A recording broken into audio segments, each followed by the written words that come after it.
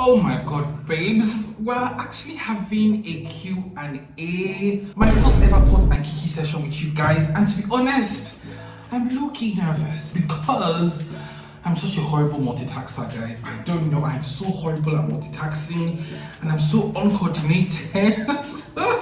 Where is my spade? You see?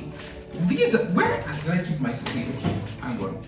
I'm really hoping that this video doesn't end up being a disaster. Let's see how it goes. By the way, if you don't know why I'm here watching this for the first time, my name is Abuka. I'm a plant icon based here in Lagos, Nigeria. Yeah, so I asked you guys to send me some questions on my Instagram and my YouTube, and you guys really came through. The questions on YouTube were really kumbaya, very Mother Teresa like, but the questions on Instagram, the girlies really went there. And we're going to be answering them raw and unedited. We're going to be answering them. So I've written down most of the questions here on this notepad, my iconic notepad, and we're just going to be answering them one by one as we report plants. Let's get on with it and answer the first question. The first question is, are you a homosexual? Good morning. Morning to you. Why are you gay? Who says I'm gay? You are gay. We're starting strong. That is the first question. Guys, to be honest, I'm not really offended by this question. I mean, I don't see, referring to someone as a homosexual as an insult. And in a way, I understand why you would, assume that I'm a homosexual. I'm part of the LGBTQ community. Because I'm quite effeminate. But I just want you to know that just because somebody is effeminate doesn't necessarily mean that they are by default queer. Because we have some very masculine presenting men out there that are actually even queer. They're power bottoms and whatnot. So just because you see somebody acting effeminate doesn't necessarily mean that they are queer. Please don't always judge by that, okay? Also, even if I were a homosexual, I would not be able to answer that question honestly, because do you know what country I live in? Have you read the room to know that I live in Nigeria, which is one of the most homophobic countries in the world? In fact, homosexual activities is considered a crime here. So obviously it doesn't make sense that I or anyone, for the most part, would want to endanger themselves and then, reveal something that could potentially land them in jail. It's sad, but it's the reality of life. Things are beginning to change gradually though. I feel like attitudes are beginning to change. Nigerians are becoming less homophobic, especially these young kids, the Gen Zs. The Gen Zs are more accepting. So I feel like things will change. But in the meantime, the status quo is quite a homophobic country.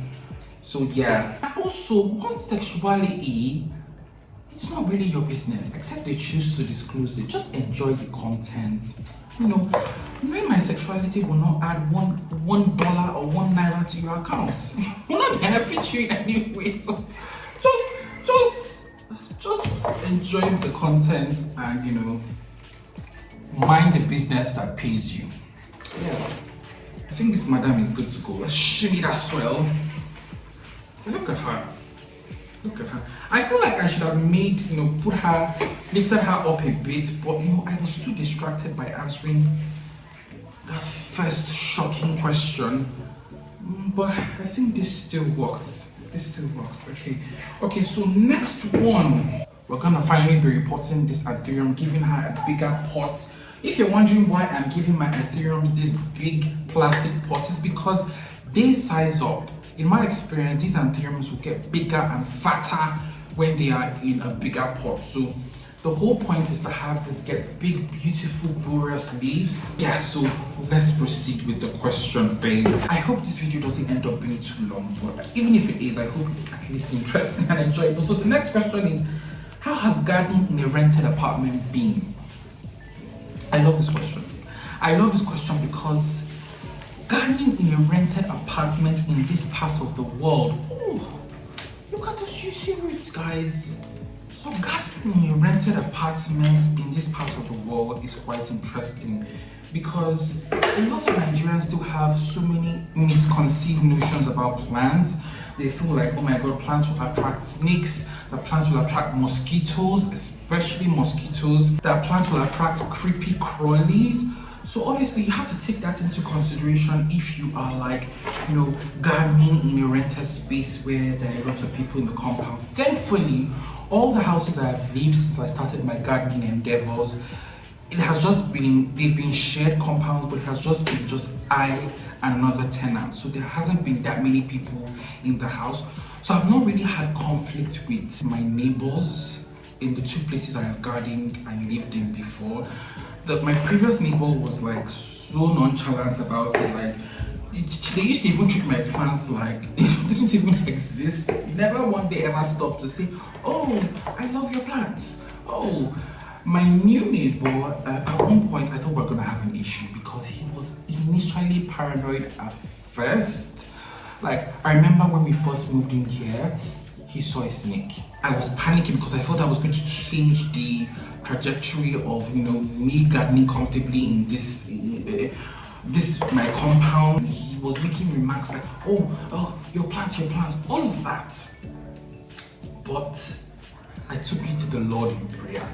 Oh Jesus, I took it to the Lord in prayer. When it comes to praying, I'm a prayer warrior. You guys, that's another thing you guys don't have. Because I took it to the Lord in prayer. I told God, please, I don't want to have any issues with this, my neighbor, all of that. And turns out God actually answered my prayer because he has low-key, my neighbors upstairs. I have one neighbor. They've low-key been like so amazing. They have actually even bought some plants from me.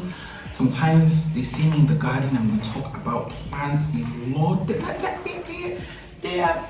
been quite supportive and appreciative of my garden. At one point, I had issues with my landlord. Oh God, that point was it was quite discouraging because again it came from a place of ignorance. He thought I had literally converted his entire house into a nursery and it was gonna attract snakes, and I was gonna be stinking up the whole place with manure, which I don't even really use. So that day I was practically ambushed, guys. I shared some of the footage online. I made it into a fun reel, but I didn't share everything. Like I was practically ambushed. It came with the lawyer of this house, and it turned into a screaming match. In Nigeria, when we argue, we tend to shout. It becomes a competition of who has the loudest voice. So it turned into a screaming match, and things got escalated. And he literally said, "Take out all these plants." I took it to the Lord in prayer. I'm a praying Christian, but I also played my own part. And you also have to play your own part too as a human being. And I drastically downsized. The whole house was turned into a jungle, let me not lie. So I drastically downsized it and just made it seem less imposing. And that's the one thing I've learned in gardening in a rented space, at least in this part of the world. If you can make your display beautiful, if you can make your display neat and tidy, people won't have an issue with it. They will even appreciate it. They will like it. They might be a bit, resistant at first, but they will like it eventually. We've run out of stuff. Let me quickly top up. I am enjoying this pot and kiki session with you. At this rate, though, I feel like this is gonna be a long video because we're just at question number 2, and I am chatting and rambling. Okay, babes, back to the gist. So where was I? My brain. Okay, so so I've just learned just to navigate it in a way that my collection is not so imposing. I don't grow really big, huge leafy plants and trees and all of that anymore. And I just try to keep my pathway clean and just to limit myself to plants that just don't take up too much space and aren't too imposing. So you have to navigate these things with wisdom, understanding, some compromise as well, so like the hobby doesn't end up inconveniencing other people until we eventually move into your own house. So the goal for me is not to go from here to another rented house. No. The goal for me is actually to buy my own land somewhere on the countryside and just grow everything growable. Yeah, so we've done that, and look at the material, guys. Moving on to one of my favorite agronomer girls. Look at her. Look at her. Oh my goodness gracious. But yeah. Anyways, on to the next question. What was growing up like for you? I love this question. I love this question, babes. So growing up, I actually grew up like an upper middle class Nigerian child. And oh my goodness, look at the braids. Ooh, yummy. Yeah, so I actually grew up an upper middle class Nigerian child. We were quite affluent. At that time, I didn't understand that we were affluent. I just figured that's how everybody else in Nigeria lived their life. You know, I went to swimming classes. I went to really good schools. Like the schools I went to, like my primary and secondary schools, are like still one of the most expensive schools in Nigeria to today. So we had so many cars. At one point, we had 5 cars. I don't know what my parents were doing with 5 cars, but you know, we lived a good life until we became broke and homeless. Yes. Oh, you guys, I've been through a lot in life. Yes, I and my family, we were once homeless, roaming the streets of Lagos. Like my life has really changed. Oh my God! Like that's why I believe that God is real, because I'm living proof. God really turned my situation around. But anyways, yeah. So we went from being affluent to being broke biatches, like a broke homeless family. We could barely even afford to eat 3 square meals. What's 3 square meals? A square meal. Oh God. One of the worst things in life is to go from having a silver spoon to having a plastic spoon. Like, oh Jesus Christ, it's such a drastic change. So I experienced 2 sides of Nigeria, the affluent side, but also like the poverty side. It's not cute. It's not cute. And for a long time, I was really mad at my parents for fumbling the bag, because they really made some questionable financial choices.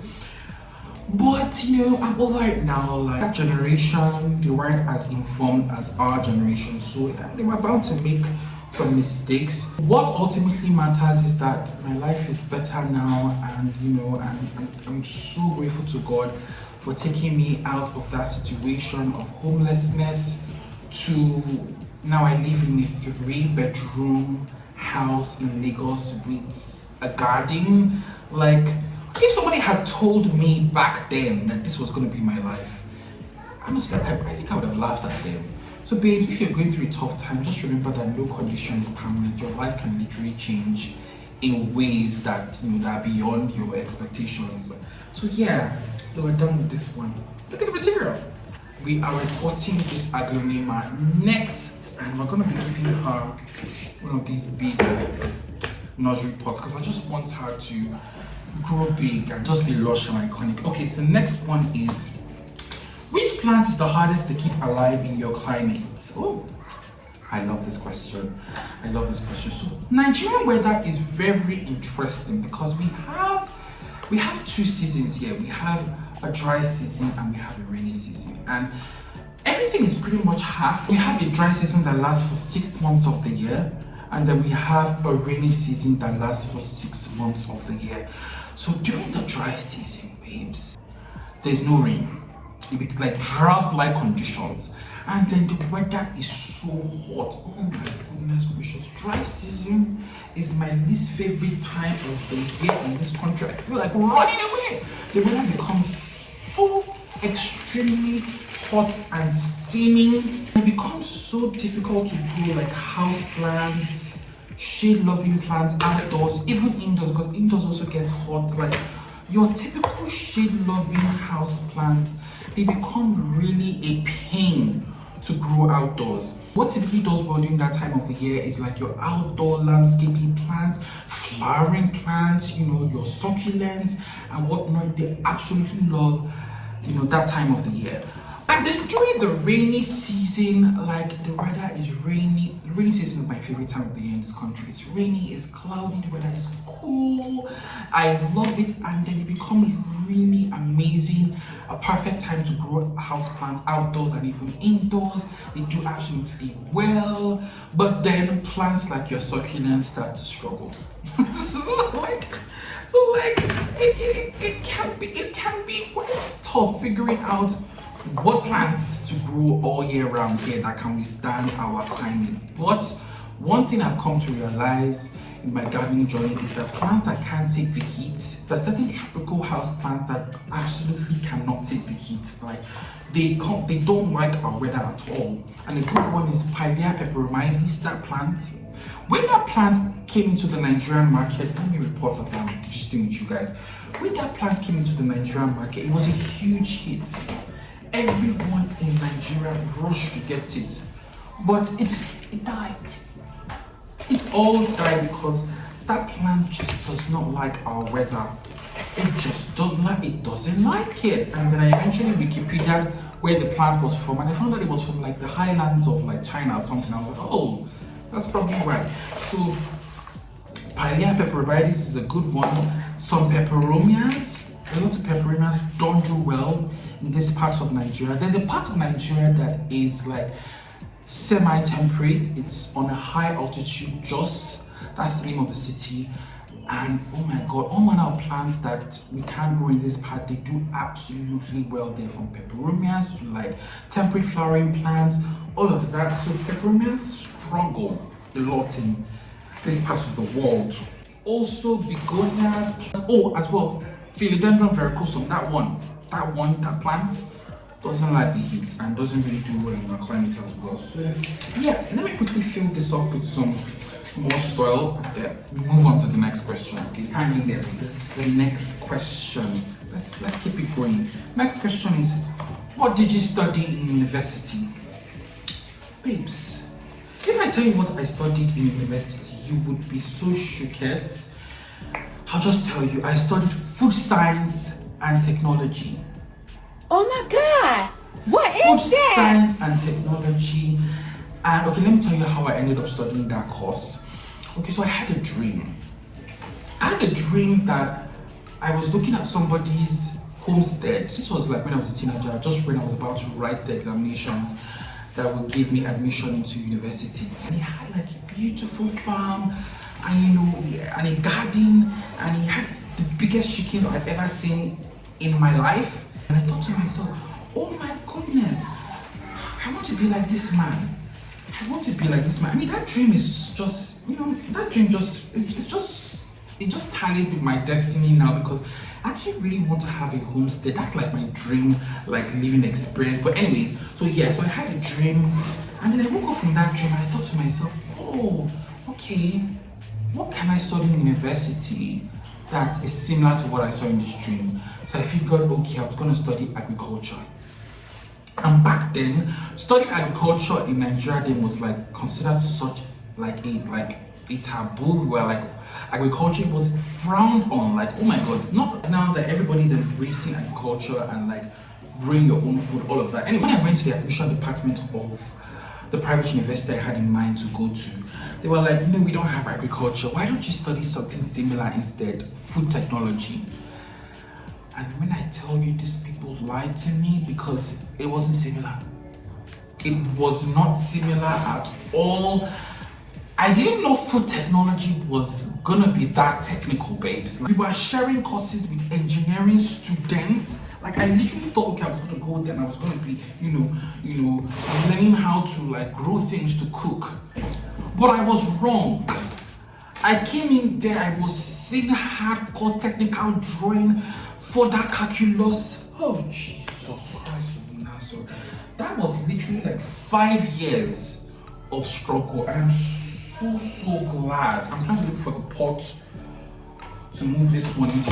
Hang on, I found her. 5 years of struggle. I finished that course and I came out with like a borderline third class, and I was like, Jesus, thank you God, at least I came out of that. So it wasn't a cute experience. I did not enjoy that at all. Oh Jesus. And yeah, my university experience, like the university system in Nigeria is low-key toxic. I'm hoping things have changed, but we have lecturers that are like very annoying and like low-key sadistic. Oh, you know where all those evil lecturers are now. Oh, do it, babes. Come out! Don't delay us. Oh, she's quite rebound. She is quite in there. Oh, yeah. Okay. Not as root bound as. But she definitely does need a size up, though. Moving on to the next question. Are we gonna finish all these questions at this rate? Okay. Do you ever? Well, my handwriting is so terrible. Like sometimes I ask myself, how did I even graduate from university? Do you ever find managing so many plants overwhelming, and what strategies do you use? Oh, I'm so glad you asked me that question. The fact of the matter is, having a lot of plants, the Instagram girlies will not tell you this, but having a lot of plants can be very overwhelming. Oh my god, and there are days when you don't even want to be around your plants. There are days where you're like, oh, please, I don't want you guys. How did I end up with this life? Yeah, and that's the reality, babes. That's the reality. It's not every time you're gonna want to or feel like taking care of your plants or watering your plants. So what I do is that I tend to lean towards plants that can handle some neglect to a certain degree. Like, I've stopped collecting plants that are so needy. I want you to always care for them. I want you to always water them. No, it won't work. It cannot work. I've stopped doing all of that. So I lean towards plants now that can handle some neglect. This is why I especially love aglonemas. This is also a good one, desert roses. You know, I've also started expanding my succulent collection because I've also realized that those guys are like really chill. Like, I get why people just exclusively collect succulent. They're so chill, you don't ever have to worry about, you know, oh my god, I haven't watered you in 5 years. They don't mind. And also I meant my soil to be a lot more moisture retaining. I feel like sometimes this chunky soil has you in a chokehold that you forget that if your soil is too chunky, like, it can be so porous and dry out so fast. And if you have a large collection like I do, you're going to be easily overwhelmed, quickly and easily overwhelmed from having to water plants all the time, especially indoor plants. Like, watering outdoor plants is really like quick, like you just get a hose and but you're good to go. But these indoor plants, you need to put in more effort to ensure that you don't make a mess. So especially my indoor plants, that in soil that is a lot more moisture retaining. That way sometimes I just water like once in 2 weeks. And also some of them are in cachet pots that collect water, and it's sort of like a self-watering system that's in itself. So yeah, those are the strategies I employ. Those are the strategies. I didn't expect this aglonema to have really small roots like these. You know, but all the same, I'm putting it in a bigger pot. This is also another strategy I use to spare myself from having to water all the time, because obviously plants in bigger pots will take longer to dry. So yeah, thank you for asking me that question. Actually, it's one of my favorites. So next question. Oh, it's quite a deep one. Are you still estranged from your family? Oh, babes, if you don't know what this question entails, my family actually tried to unalive me. I'm not even going to mince the words, because I feel like I was assaulted, and I feel like I could have unalived from the assault. It was an argument that led to an escalation. I've made a video talking about it, so if you want, I'm gonna link it to the description. So after this one, you can go and, you know, find out what really went down. So I will say that for a long time I was very angry. I was angry and I had a lot of bitterness and hate in my heart towards my family members that did all of that. But you know, I quickly realized that I didn't have peace. Like, I was literally having dreams. I was having nightmares. Like, I was having nightmares of my family. I didn't have peace. And babe, that's why people always advise you forgive, because you don't forgive because you feel like forgiving. You forgive for your own peace of mind. And I forgave my family. I literally went down my knees and I said, you know, God, I forgive them. But I'm also going to do one up and reach out to them and apologize for how I also hurt them, because people don't just wake up and start assaulting you. I mean, you probably played a part. Does that mean that it justifies them for assaulting you? No. But I'm all for equal responsibility and accountability. So I reached out and I actually apologized for my own part. But you know, the response I got was really a curt response. It was even dismissive. But that's not the whole point of apologizing. You don't apologize because you expect, you know, to be received with open arms. You apologize for your own peace of mind and you just take the weight off your shoulder, and because sometimes it's the right thing to do. So I reached out and apologized, and there was no accountability from the other party involved. They literally said, I forgive you, but you know, they never actually took accountability and responsibility for what they did to me and all of that. But that still didn't stop me from still, you know, I remember I reached out again on 1 or 2 occasions and I got like very dismissive, like curt responses. So I stopped reaching out and I've done my own part. I've reached out enough, you know, I'm fine. I wish them well, but if we want things to mend, there has to be equal responsibility. We have to meet each other halfway, and the other party also needs to own up to the things that were done, the things that were said, and everything. But forgiving them, I have no hate. If they reach out to me and they want to rebuild a relationship, I'm all for it. But obviously, there's gonna be some more boundaries. Yeah, that's it. Look, I'm a very self-aware person. Like, you cannot emotionally blackmail me into, you know, doing what I don't want to do. I'm saying this because I feel like in this part of the world, when there is a fallout between a child and a parent, like the whole entire responsibility of mending that relationship typically would fall on the child. Society will say, but isn't that's the only mother you have? What if something happens to them? No, babes, there has to be responsibility on both ends, you know? So yeah, if that doesn't happen, I'm good. I've forgiven them. I have no grudges. I have no hate. I'm living my life. And when they reach out to me, I want to mend the relationship, I'm all for that. I'm down for that. But till then, we're going to keep living our life and minding our business. The next question is, if you and your plants could live anywhere else in the world, where would it be? Love your content. Oh, thank you, babes. Thank you for being so encouraging. No shade to the girlies that live in Canada, you know, and the UK and like some parts of the US. No shade to you all, but I cannot live in a country that is cold.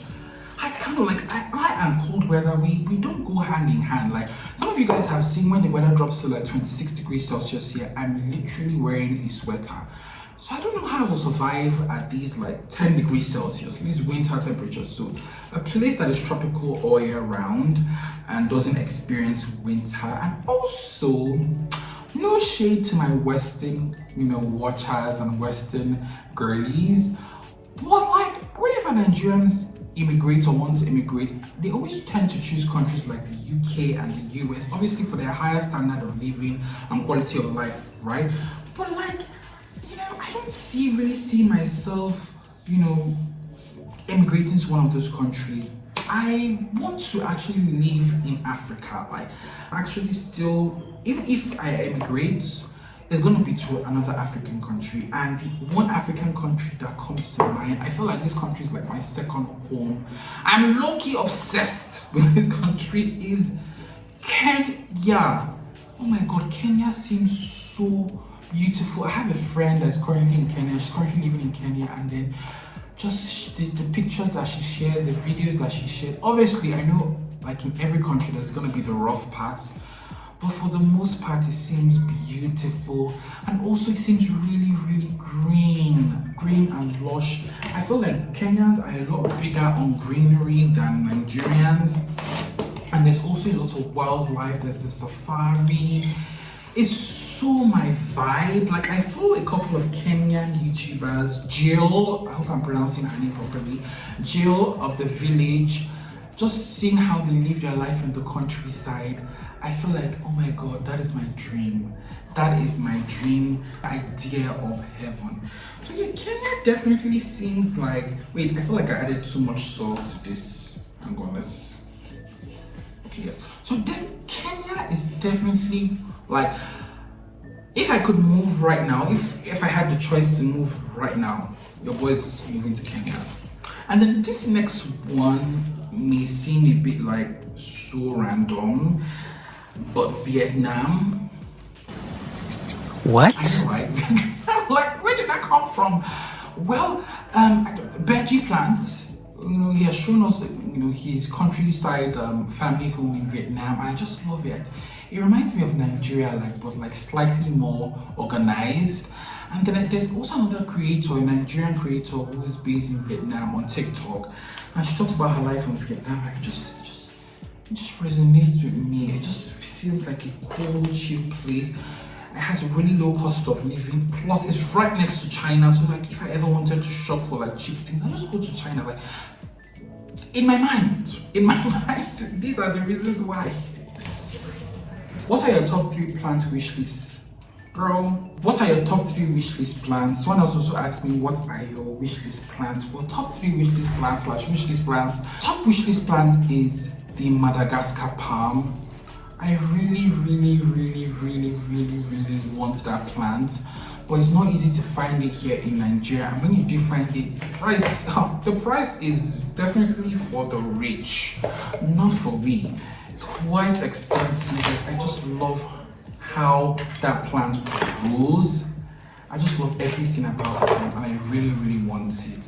And I hope I get it this year. The next one definitely has to be this monkey tail cactus. I love it. I love it, and I had the opportunity to buy one, but it was just so expensive here.